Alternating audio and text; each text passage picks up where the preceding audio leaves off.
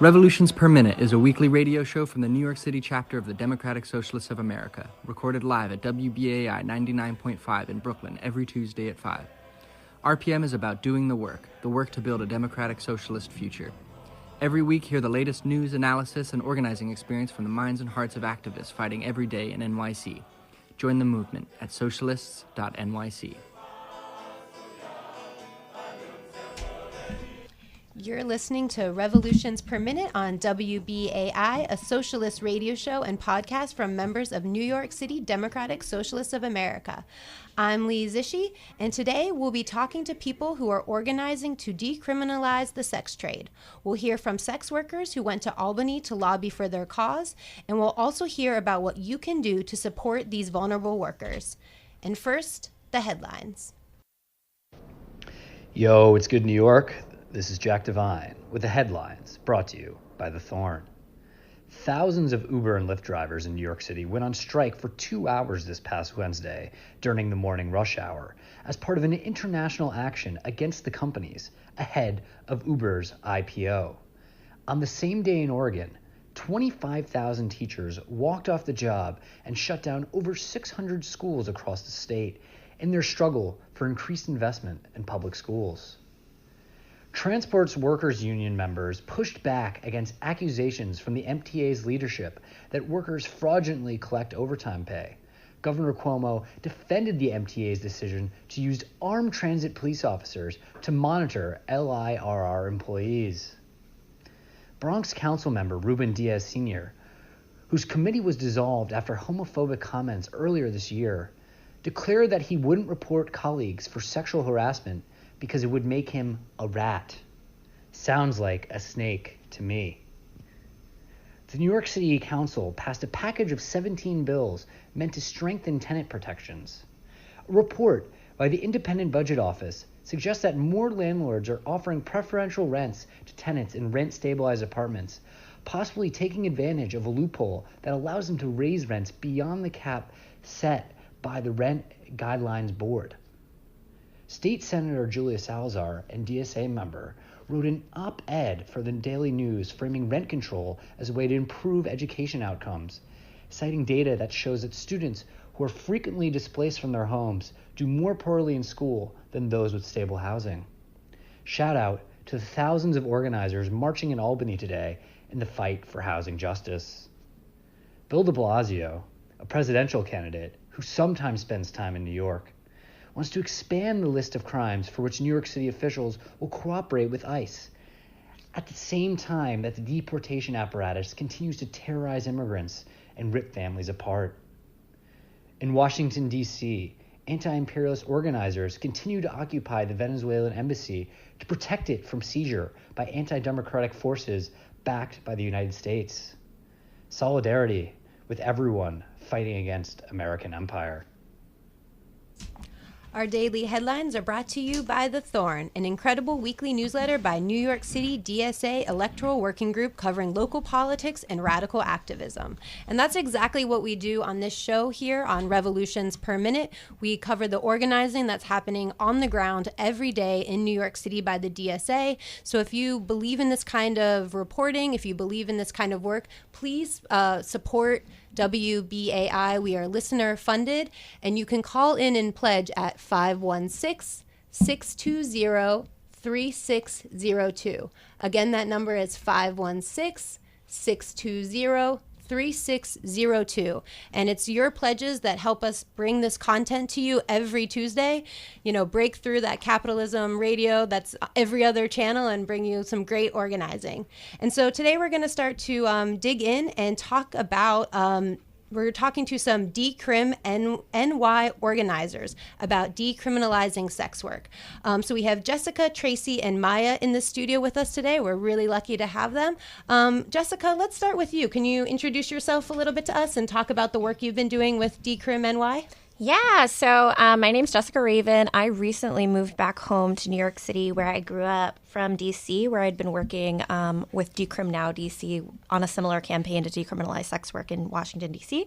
And now, with Decrim New York, I've been serving on the steering committee, and we work to recently introduce two exciting bills. One will repeal the walking while trans ban, or repeal loitering for the purposes of prostitution, and then another that will vacate the criminal records of trafficking survivors. We're working to introduce a bill to fully decriminalize sex work in New York.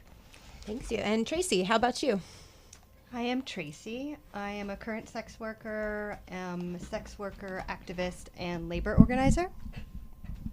I also went up, and I actually went with this group of people up to lobby in Albany. Yeah, and we've got some sound from that, and I'm really excited to listen to that and dig more into these bills. How about you, Maya? What kind of organizing have you done with Decrim NY? And tell us a little bit about yourself. My name is Maya. My name is Maya Morena. I am a sex worker and undocumented immigrant from Honduras. So I'm a child migrant.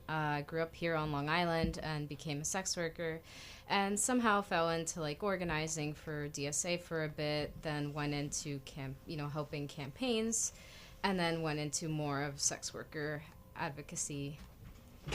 Thanks so much for being with us today. As we go through the show, we're going to kind of talk about some of the goals of Decrim NY, which is kind of a three-pronged thing. Decriminalization of the sex trade, decarceration of people who are already in jail, and vacating of sentences of people who have already been prosecuted, and destigmatizing sex work. Because, there's a lot of stigma about what's going on. Maybe a lot of people listening right now have never actually heard from sex workers before. So we want to kind of break down a lot about that today. And so you're listening to Revolutions Per Minute on listener-sponsored WBAI in New York City, broadcasting at 99.5 FM and streaming on your favorite podcast apps. I'm Lee Zishi, and today we're talking about decriminalizing sex work. So I want to start off by really just kind of laying out what the problem is right now, with the laws, with the stigmas that are surrounding this. Tracy, we're going to start with you. As someone who does this professionally, what are some of the problems right now with the way the system currently is around sex work? I think personally, I'm speaking from a privileged position. I'm a white, relatively middle-class sex worker, and we're also talking about these laws criminalize people in the same way people are criminalized in other unregulated labor markets. So people who are migrants, people who are trans, people who are non-white, people who are drug users, people who are homeless are the ones who are most affected, which is one of the reasons why I'm here, is because I have all this extra time. So a lot of the laws, like one of the laws that we lobbied for, which was, what was it called? The loitering for ban. Yeah. The walking while trans ban, which was loitering with the intent of prostitution, which is very heavily, but in many ways almost exclusively been levied against trans women, often trans women of color, just walking around their own neighborhoods. So especially if they've been picked up for sex work before, but often they're pegged as sex workers. And this is also an issue, not only a gay and lesbian and trans issue and a race issue, but this is very specifically a labor issue as well. Yeah, that's a big part right now. That's what we're here to say is, sex work is work. And right now it's not seen as work or a legitimate form of work in a lot of cases, correct? Yeah, exactly. And this kind of speaks to a much larger issue on labor violations and labor exploitation. So why are these people doing work in an unregulated market? Like, why are so many migrant people doing sex work? Why are so many Black trans women doing sex work? It's because they're discriminated against. It's because they face extreme labor violations in other jobs, and it pushes them into these unregulated labor markets, specifically sex work, because it gives them the means of production. And through this criminalization process, they go into this work to, oftentimes they make way more money than they would in other jobs. They have a lot of freedom. This is also a disability issue. A lot of people who are disabled, I specifically know tons of sex workers who are disabled or have quote unquote invisible disabilities in which they can't work 9-to-5 jobs. And criminalization, essentially, perpetuates the cycle of violence. Once they are arrested, oftentimes 97% of the felonies levied for trafficking are against sex workers themselves. They're not against pimps or johns. They're not against people who are exploiting other people. They are against the people who are just trying to survive. And Maya, could you talk a little bit more about the threats specifically that immigrants face? I was reading that a lot of times people use these laws that are on the book now to deport people. Can you talk a little bit more about that and how that puts these people in vulnerable positions? Well, it was always about deporting migrants from the very beginning, from its inception. It was about really tackling the issues of poverty, and instead of talking about what causes poverty and homelessness, because it is a man-made structure and it is perpetual violence, it is being a criminalized body that is always working or always under attack, always vulnerable, and always acted upon as violence. That's kind of the way I see it, as a labor issue and a poverty issue that is created by global capitalism. So being that said, human trafficking in its modern kind of connotations was created by various governments through the UN. They gathered together various governments to create policy, to create a concept called human trafficking, define it, and then create policy that would create policing and laws.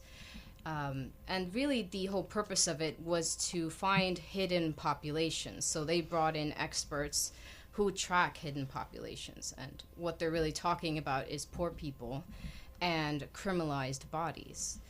So when they kind of created this definition, it was to look at this unescapable kind of slave-like conditions that were created by global capitalism, specifically destroying the lives of migrants. And that's what human trafficking originally was intended to do by governments.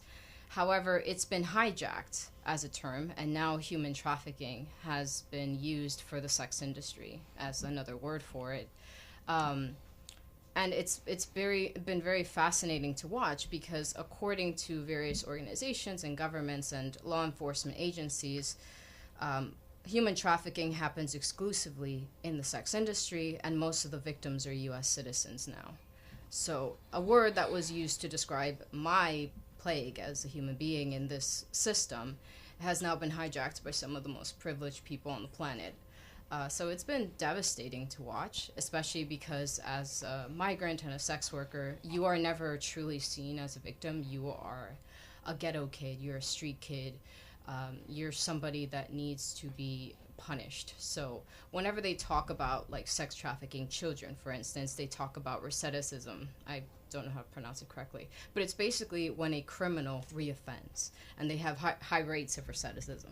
So it's really a system that seeks to control this poor and criminalized class, and they expect you to fail. So you're kind of a lost cause to them. So instead, what they focus on is prevention, preventing you from becoming this poor criminalized body by scaring you, by doing campaigns and awareness campaigns to tell you about the signs of it, right? So the signs could be that you're on welfare, that you're a poor kid, you miss class a lot, truancy. Things like that are signs of vulnerable people for human trafficking, and that justifies more policing to prevent it, not to actually treat it or do anything about it. And Jessica, is there anything you'd like to add about the risks that people are facing? I've read a lot about communities in Queens that are over-policed, and these are, of course, low-income, poor communities of color. Jill, anything you'd like to add? Yeah, just like Tracy and Maya said, people trade sex for economic reasons, and criminalization does nothing to address the root causes or the reasons that people trade sex, and that's true of trafficking victims too. You know, the vast majority of people whose experience is defined as trafficking are youth who trade sex because they're experiencing homelessness. So, like, even my experience, I was trading sex from the time I was 15 till I was 17 because I was homeless in New York, and that is legally defined as sex trafficking, even though a trafficker is not present. So there was a federally funded study that showed that 81% of youth in the sex trade don't have a trafficker. And so you're addressing the problem of trafficking with more criminalization rather than resources. And that's what sex workers need. That's what sex trafficking victims need. People who trade sex, whether by choice, coercion, or circumstance, need resources. One thing I wanted to add was that when I read these reports about sex trafficking in New York City from basically street kids, right, ghetto kids, bad kids,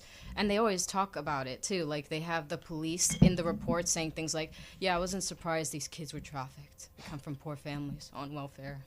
Not surprised. So it's kind of like they are not surprised that kids are quote-unquote trafficking themselves, but they know the things that specifically they need to actually fix this problem, right? So they talk about housing is like the number one thing that they need, and there's only like 50 beds for trafficking kids specifically in the entire of New York, and they're like, we need more beds, but we know that no one cares, and there's no policy issue to actually want to create more housing. So instead, they ask for more funding as a sex trafficking organization to create programs and awareness campaigns and nothing else. So they don't actually want more beds. And they specifically said in the report, we only want like small residential housing. We don't want public housing. Then they want like millions of dollars for this. Yeah, to do more ad campaigns. Yeah, I'm sure that's really the ad campaigns yeah, I've seen them. helping. They were horrible. I remember reading. There was like two ads that really stick out in my mind. There was one of a little white kid running toward like a police car, and it was like, I used to run from police. Now I run towards them. Oh my God. Do you know any sex workers that are running towards police? But yeah, it's I was a teen runaway, and I knew kids my age that were selling sex, selling drugs. None of them liked the police. For probably very, very understandable reasons. I'm sure we could probably spend the entire hour actually digging into the problems, and especially getting into, moving beyond this to the whole systemic thing when it comes to things like housing. But I also want to really spend some time covering the amazing organizing that you're all doing. So last week, there was a group of decriminalization organizers that went up to Albany to pressure legislators to listen to them.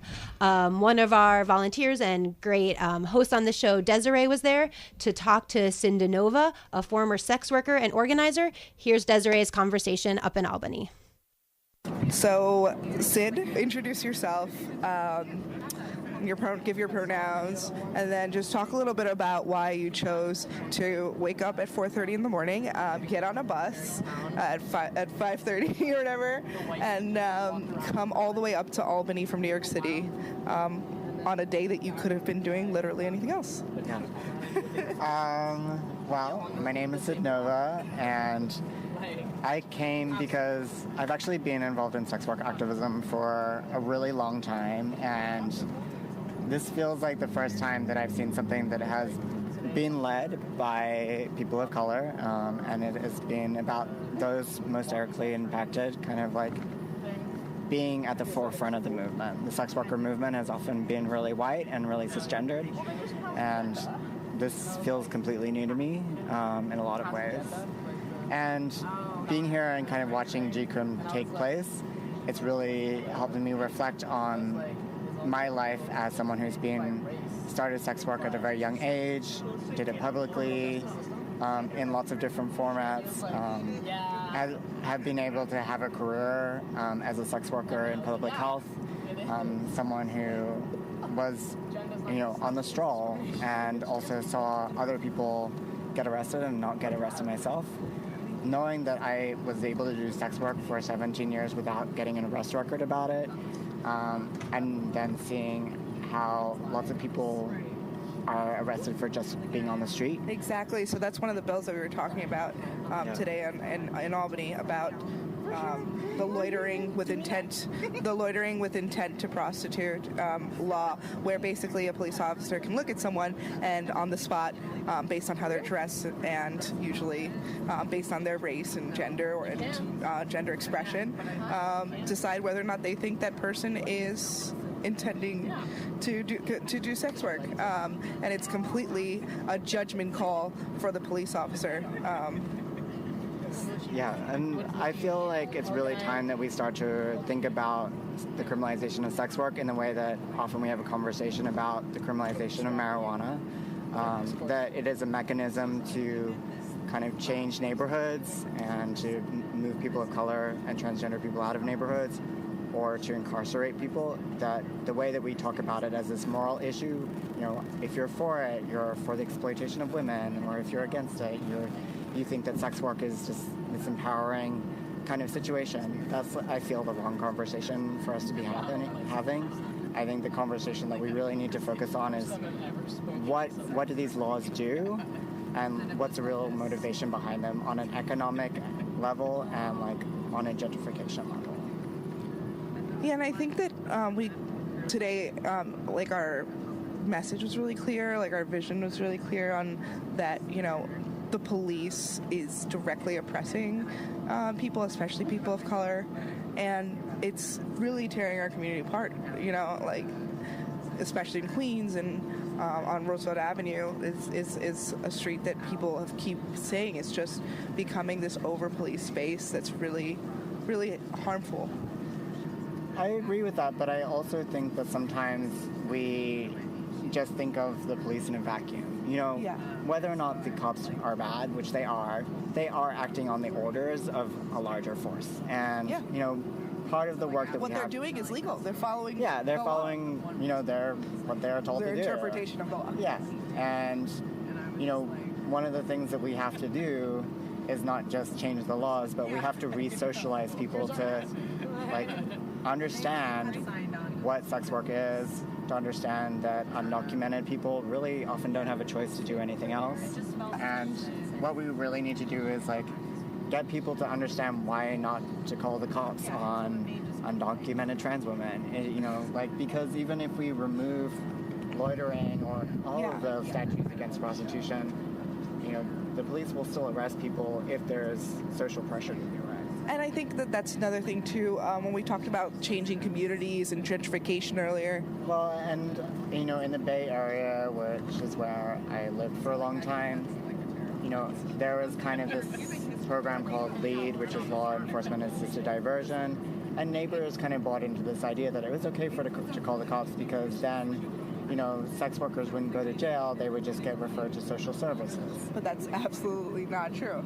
You know, but that's still about moving people out of your neighborhood. It's still about it's still very NIMBY. You know, I accept the people of doing sex work, just not near my house or not near my children or ex. And I feel like people really need to, when they think about, you know, wanting to move sex workers out of their neighborhood, they have to really think about what is it that they're doing. You know, it's about kind of removing often, you know, a group of people of a race or of a cultural background or of a gender out of their neighborhood so that they can raise their, you know, property values really directly. Yeah, and I think that, you know, as we continue to move towards decriminalization with these two bills, we kind of are not really directly granting protections to sex workers, but changing the way that our society treats them, because it's morally wrong the way we're currently oppressing sex workers. Well, it's a puzzle piece, you know. It's like lobbying for bills is a puzzle piece to change a larger situation. I really truly believe, though, that socialization, like re-socializing people and how they think about sex work, is really more important in a lot of ways than changing policy. Because you can change a policy, but if people don't emotionally buy in, that policy will get thrown out or it won't get fulfilled. You know, it's up to people to really think about why they call the cops on sex workers to really change what we need to change ultimately. Yeah. So thanks for talking with me, Sid. Thank you. This is Lee Zishi, and you're listening to Revolutions Per Minute on listener-sponsored WBAI. And if you like the content that we bring to you every Tuesday, you know a lot of other radio stations out there in New York aren't having sex workers on their show today to talk about how we break down this horrible system and protect our most vulnerable workers. So if you appreciate that content, if you want to hear more stuff like this in the future, we need your help to do it. We can't do it alone. WBAI is listener sponsored. So please call in to 516-620-3602 and pledge to become a WBAI buddy. Support our work. And so again, that number is 516-620-3602. And today we've been talking about decriminalizing sex work. We have Jessica, Tracy, and Maya in the studio. We were talking all about the problems with the current system. And now we're going to talk a little bit about their work to change this system. And Maya, I want to start with you and talk a little bit about what is the difference between decriminalization versus legalization. Sure. I actually worked in the brothels in Nevada. So I know firsthand the difference between legalization and decriminalization, which we don't have decriminalization in the U.S. at all. So in Nevada, you basically have legal fees and regulations that you have to meet in order to do it legally. And the only people who can afford to do that are pretty much wealthy people. So one person owns all the brothels in Nevada, and they get to decide who works at their brothels. So they have criteria that you have to fit. You have to be a legal immigrant in order to work there, or a citizen. You have to go through their testing, you have to go through IDing and all this other stuff, and you have to meet all their requirements for the specific room that you're going to be in. They have time limits on how long you can stay there. So everything is very regulated and controlled. So very few people are able to work there. So because there's only a few beds per brothel, right? And you only stay there a limited amount of time. Also, you only make 50% of whatever you negotiate. The brothel and the owner gets the rest. So it's very capitalistic. It is very regulated and controlled. And that basically means most people who are in the sex trade will be doing it illegally, and they will be criminalized, thrown into prison, and deported. Decriminalization basically means that it's not something that you can legally persecute. So we will be more free to work and make our own rules for our lives, and we don't have to have these ridiculous fees and regulations in order to be able to work and live. And there are some people who, I guess, would label themselves as feminists who, think that decriminalization is a bad idea. They've shown up as, counter-protesters to some of your organizing.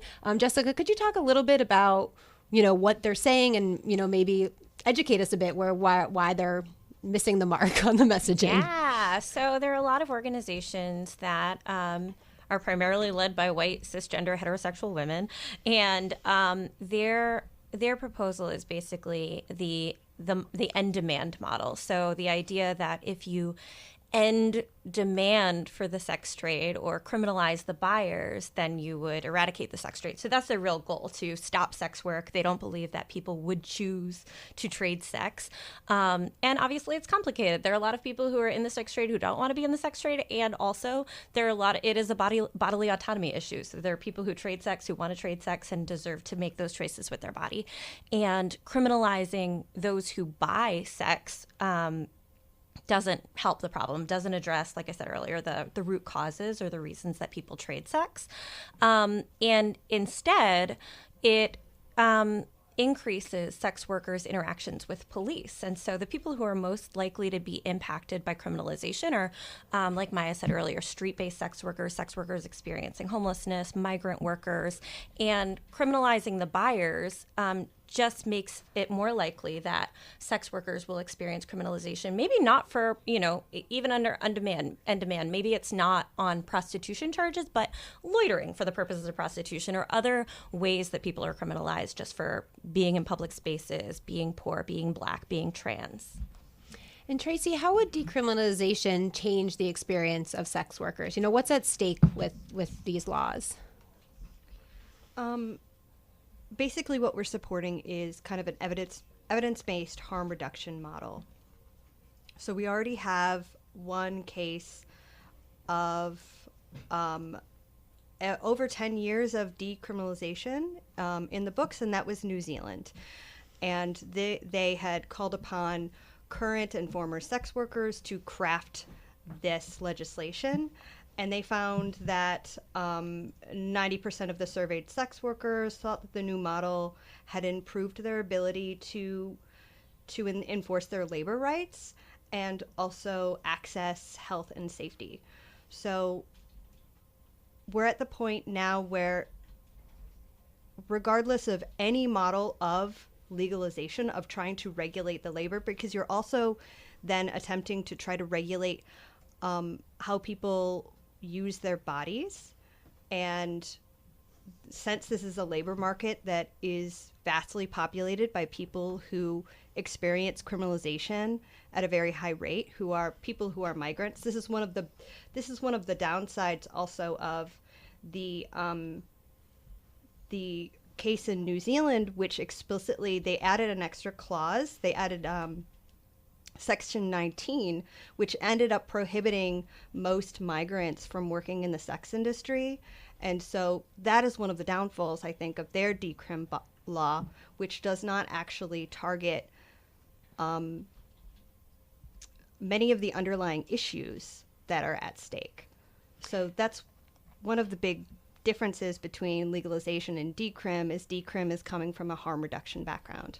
Right. And what I'll also add is decrim recognizes police violence. Sexual assault is the second most common form of police brutality, primarily targeting Black women and especially those who are sex workers, whose work is criminalized. So they're particularly vulnerable to police sexual assault.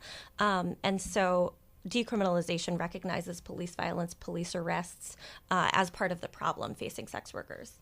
And Jessica, could you talk a little bit now about the two bills, the reason people went up to Albany, that Decrim NY is organizing around? Yeah, so the two bills that have been introduced are one that will repeal an existing law against loitering for the purposes of prostitution, which we often call the walking while trans ban, because like Tracy was saying earlier, it's people who are outside, especially women of color, trans women of color, wearing miniskirts in public spaces can be profiled as sex workers and then arrested just for occupying public spaces. There doesn't have to be another criminalized behavior happening. Literally just standing outside is criminalized.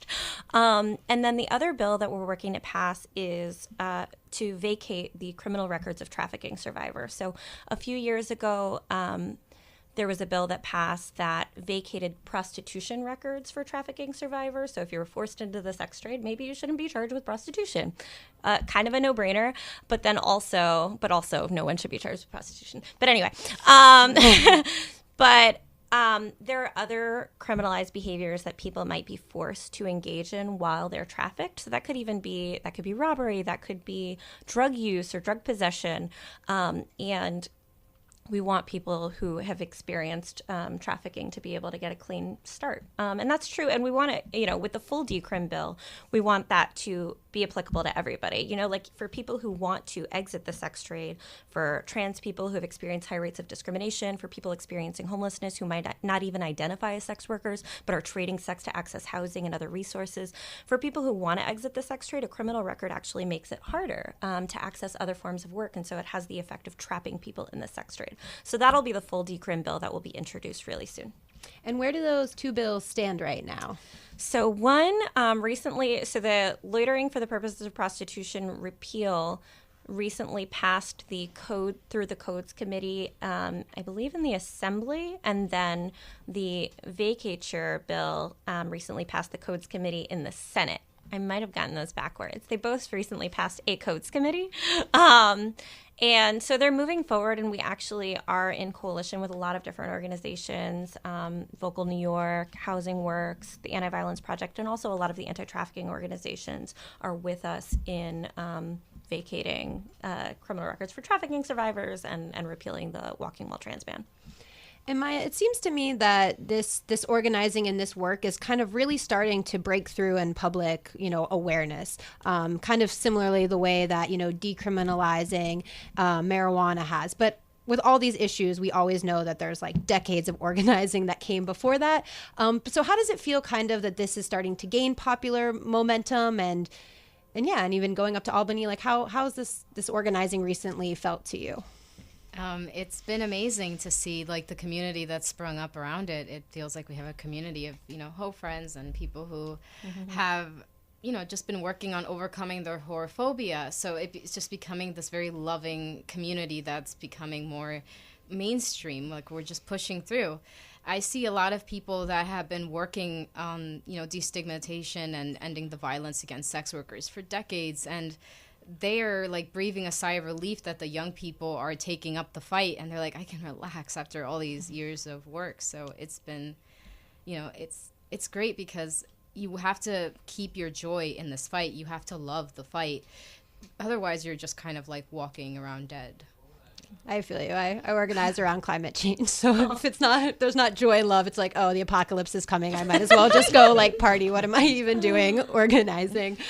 Tracy, you were up in Albany. Can you talk a little bit about what the reactions of, staff members were and how that experience was lobbying on this issue? Yeah, it was very intimidating at first because this was my first time lobbying in Albany. So I didn't actually have any like frame of reference. But I was, Decrim NY was very organized.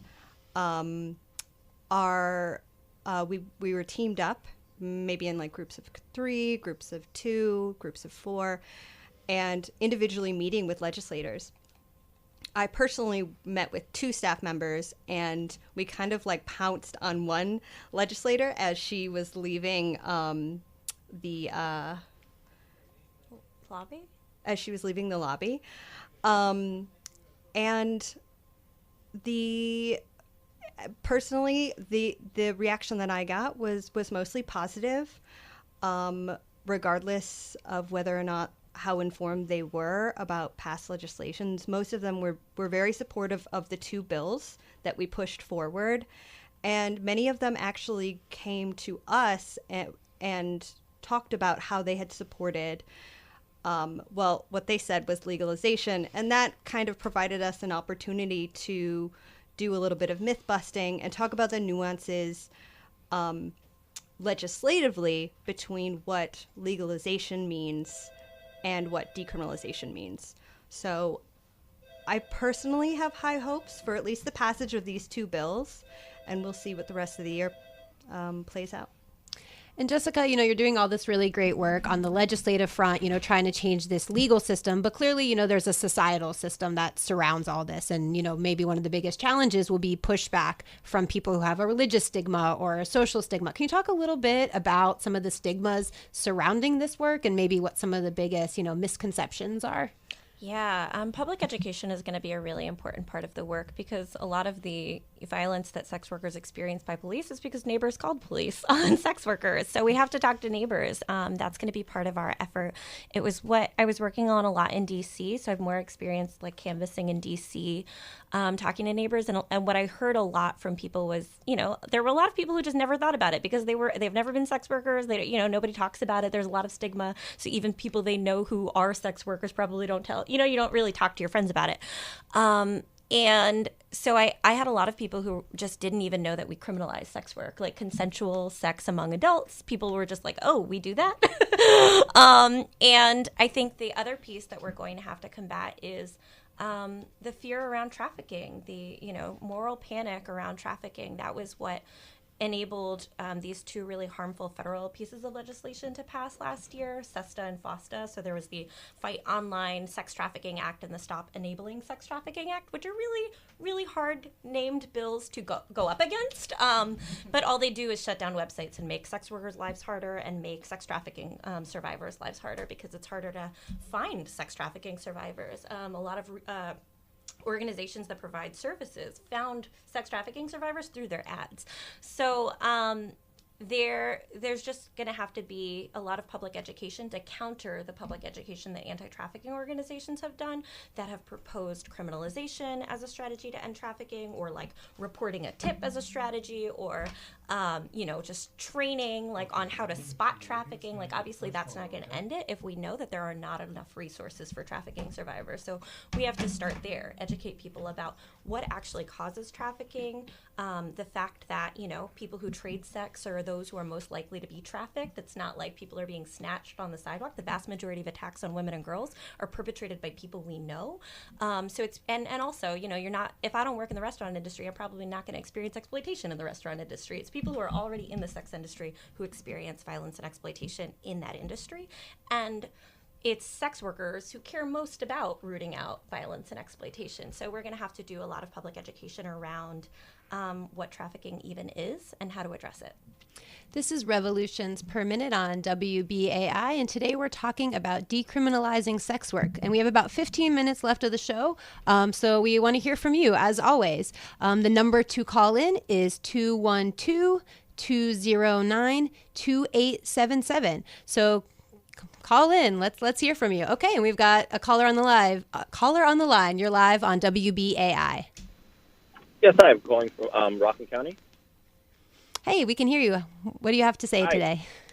I just want to say, amazing. You women are amazing. The stuff that you're doing. I just want to say, I feel like a lot of the younger generation, even the generation younger than the millennials, we're going to be able to make this change happen. Unfortunately, it's not happening fast enough, and I feel like still a lot of the people in power, they don't understand it, and especially like when it comes to their desks, a lot of the Congress people, they have all these other things going on, and they don't really understand that doing such things such as decriminalization and stuff like that with sex workers and things, it's necessary in this world, but they don't understand it yet. And there needs to be the education that you were talking about to educate and get more people on board, because eventually they'll change, but it's just not happening fast enough. So I always think of ideas on certain things like that, but I just want to say it's great what you are doing. And, unfortunately it's not happening fast enough. And I think it has a lot to do with these old school thoughts and them just thinking that, it's not possible.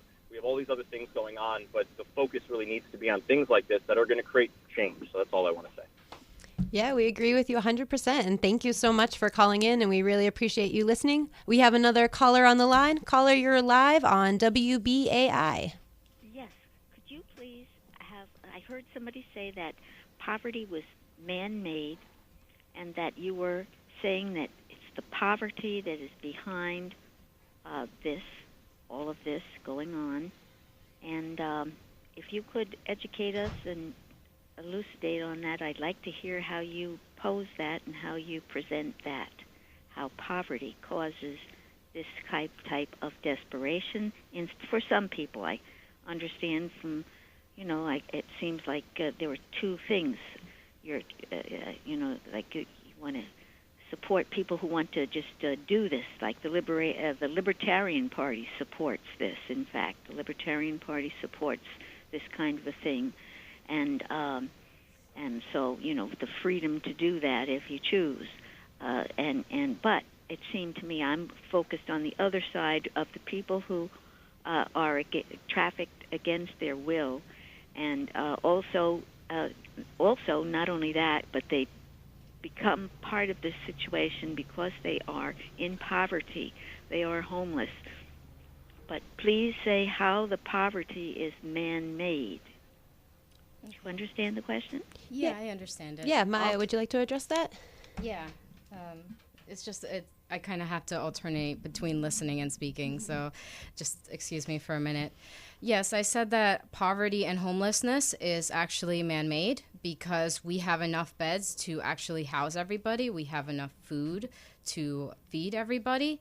However, because we want to maintain businesses want to maintain high pricing, most people must be homeless and must be starving in order for the pricing to stay high, and that is the case with water. So, for instance, in my country, in Honduras, we have multiple transnational organizations, including the World Bank, that have been involved in trying to take away indigenous water so that you guys can have bottled water at an expensive price. And that is personalized water that destroys the environment through plastics.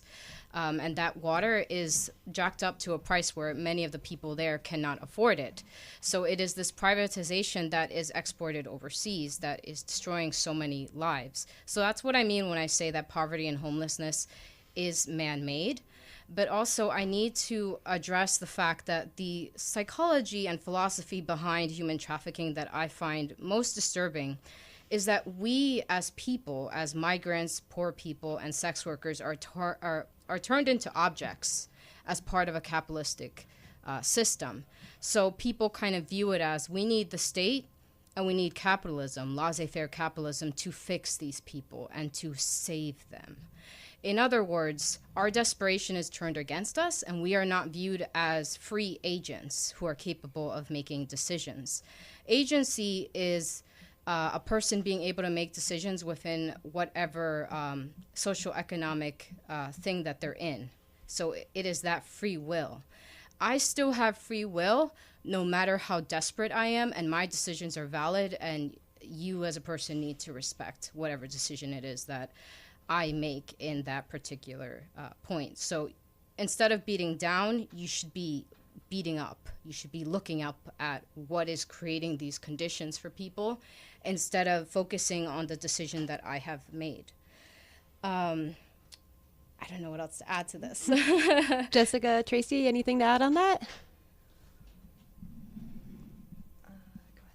All I'll say is, just like, yes, exploitation exists, it happens, and people who are experiencing homelessness, people who are discriminated against because they're trans, maybe trading sex and not want to. And so, like, I think kind of like what you were saying, like there are two different experiences. There are people who choose to trade sex, and there are people who trade sex because of economic reasons. Either way, criminalization harms all of them. Another thing I wanted to say is that most of the sex trafficking organizations that manage to get a lot of funding, what they typically do is they privatize charity. In other words, everything is framed in such a way where housing, clothes, and food is charity. It's not a human right. Mm-hmm. So it's still privatization. So they choose who gets help, and they have conditions under which you can get that help. So in order to get housing, you have to be monitored. The door is locked. All your calls are screened. Your cell phone is taken away from you. So that's why you don't really hear much from sex trafficking survivors ever, because they very closely monitor everything. And when you go on their websites, it's advertised. So they very closely write what they want them to say and how they look, and they present a very clean image to you. It is very... these people are policed even when they're quote-unquote saved. And usually that saviorship is basically repackaging these people so that they are more profitable for capitalism. So we don't want you selling sex or drugs. So I'm going to make a sex trafficking organization to sell clothes, or to give you a trade school where you can learn how to cook, right? Because poor people don't deserve college education or higher ed. They need to do training. They need resume building. They need a vocational degree, right? We want them to have these small, shitty jobs. Not higher education or human rights. So they put them in these programs. They put them to work often. Sometimes the work itself is called work therapy.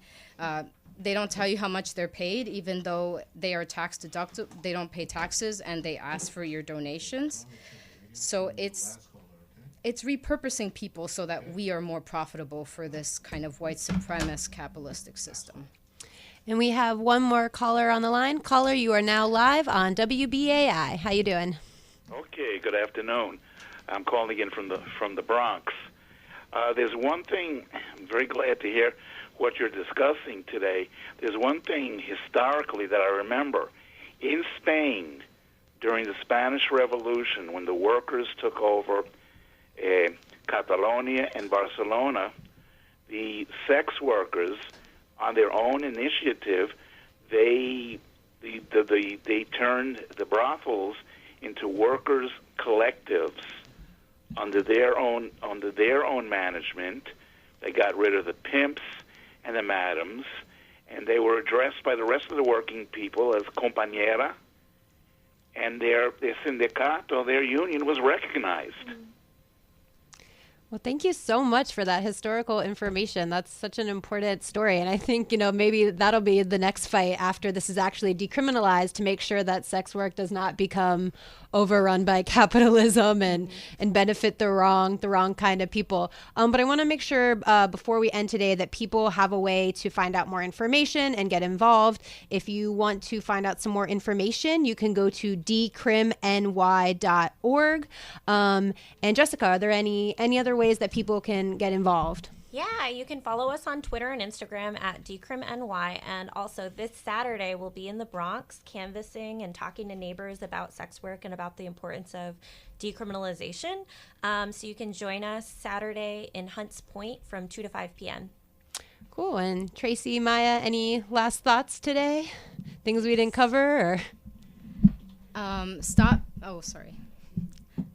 First of all, respect sex workers, and second of all, fight your whorephobia. So fight the idea and the stigma behind sex work, the idea that sex work is fast money, because listen, business ethics is all about fast money. It's all about how can I get the most profit from this person, this group of people in the least amount of time as possible.